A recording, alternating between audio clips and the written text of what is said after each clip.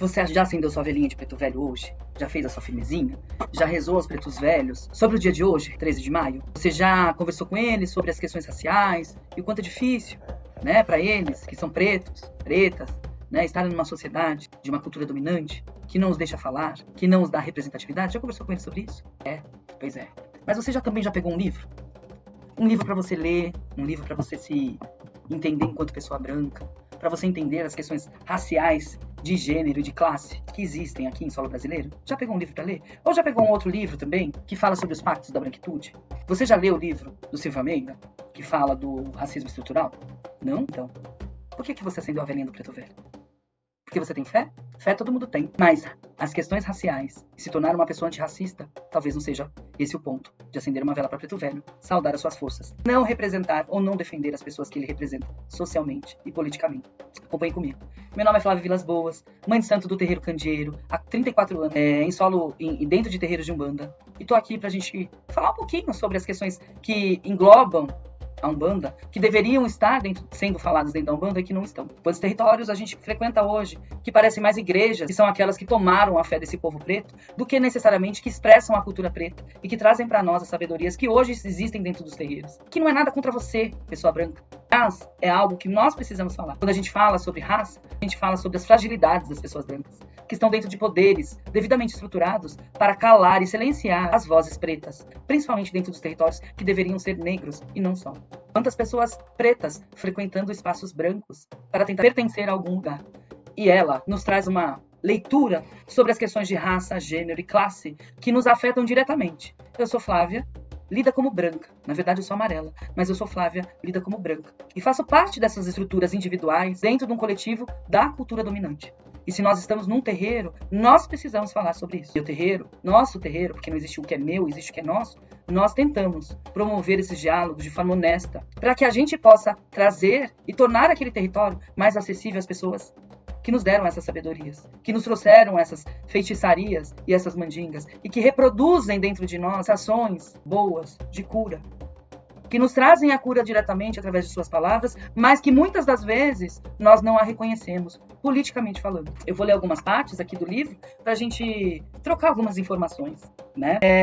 Uma das coisas que ela fala é que a gente não entende o que é sociabilização, a gente só entende o que é individualização. Nós fomos ensinados ao tempo do relógio e a sermos seres individuais, onde a nossa produção é mais importante do que o nosso coletivo. É mais importante o nosso esforço individual do que o esforço de toda uma sociedade de dar uma estrutura melhor, levando-se em consideração classe, raça e gênero. Quando ela fala sobre pessoas brancas, sobre racismo e trabalho contínuo de uma vida, quando ela fala com pessoas brancas sobre racismo, as respostas delas são tão previsíveis que às vezes ela se sente como se todos estivessem encenando falas de um roteiro compartilhado.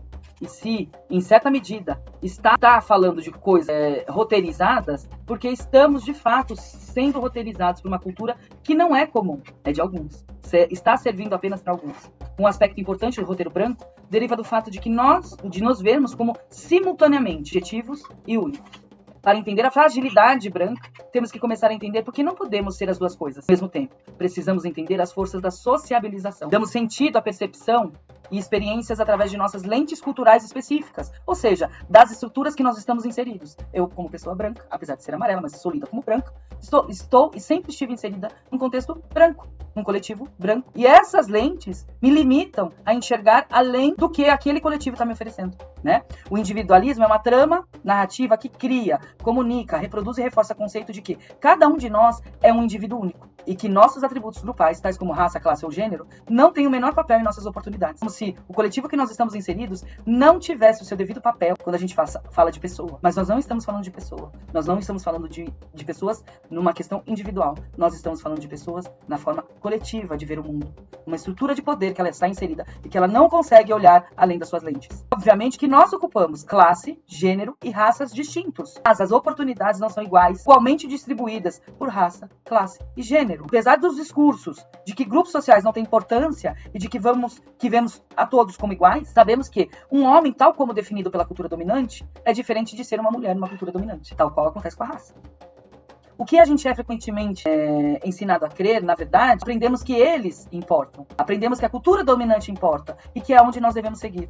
Né? Na cultura dominante, todos nós recebemos as mesmas mensagens sobre o que estamos, o que esses grupos significam. Porque estar em grupo é uma experiência diferente de estar em outro grupo.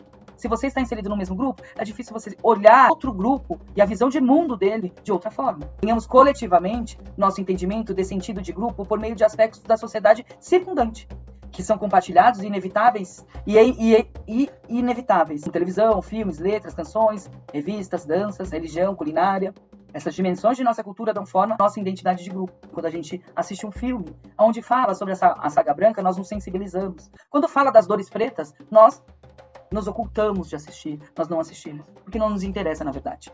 Para entender as relações raciais hoje, temos que nos desvencilhar de nosso condicionamento e enfrentar o como e o porquê de nossas pertinências raciais serem tão determinantes, ser de um tipo humano particular. Portanto, refletir sobre nossas estruturas raciais é especialmente desafiador para muitas pessoas brancas, porque aprendemos que ter um ponto de vista racial é tendencioso. Infelizmente, essa crença protege nossos preconceitos, porque negar que os temos garante que não os examinaremos, muito menos os mudaremos. Será importante lembrar isso quando considerarmos nossa sociabilização racial, porque há muita diferença entre o que dizemos verbalmente a nossos filhos e todas as outras maneiras de treiná-los segundo as normas raciais da nossa cultura. Para muitas pessoas brancas, o simples título deste livro provoca resistência, porque estou quebrando uma regra fundamental do individualismo. Estou generalizando. Estou agindo como se eu pudesse saber tudo sobre alguém simplesmente porque a pessoa é branca. Nesse exato momento, você pode estar pensando em todos os aspectos que o diferenciam de outras pessoas brancas. E que, se pelo menos eu soubesse como você chegou a esse lugar, quanto foi próximo dessas pessoas, cresceu em determinado bairro, encarou a luta, ou teve essa ou aquela experiência, eu saberia que você era diferente. Que você não é racista. Fui testemunha desse reflexo automático incontáveis vezes em meu trabalho.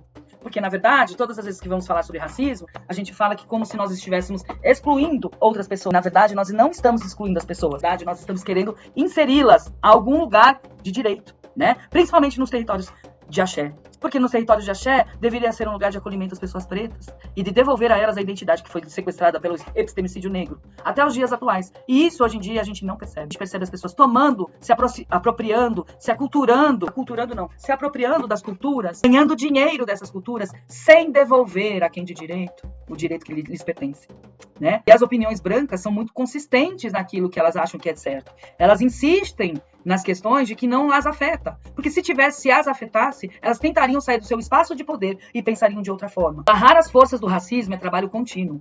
Deu uma vida toda. Porque as forças que nos condicionam dentro deste coletivo e as estruturas epistêmicas e racistas estão sempre em ação no nosso cotidiano. Especialmente porque nossa definição simplista de racismo, como atos intencionais de discriminação racial cometidos por indivíduos antiéticos, gera confiança de que não somos parte do problema e que nosso aprendizado está completo. A gente não pode apenas pensar as questões raciais apenas de uma forma simplista, de uma forma, eu estou fazendo a minha parte. Eu não sou racista, você não me vê como racista, mas eu sou racista, porque a minha cor já me define dessa forma. Eu já faço parte dessas estruturas coletivas que sempre me ensinaram a estar e ser individualista, olhar apenas pelo viés do colonizador, mais um viés embranquecido, sem devolver o protagonismo das minhas sabedorias. A Robin DiAngelo fala que ela aprendia a tratar todas as pessoas com igualdade. E de qual igualdade a gente tem que falar? Principalmente no território de axé.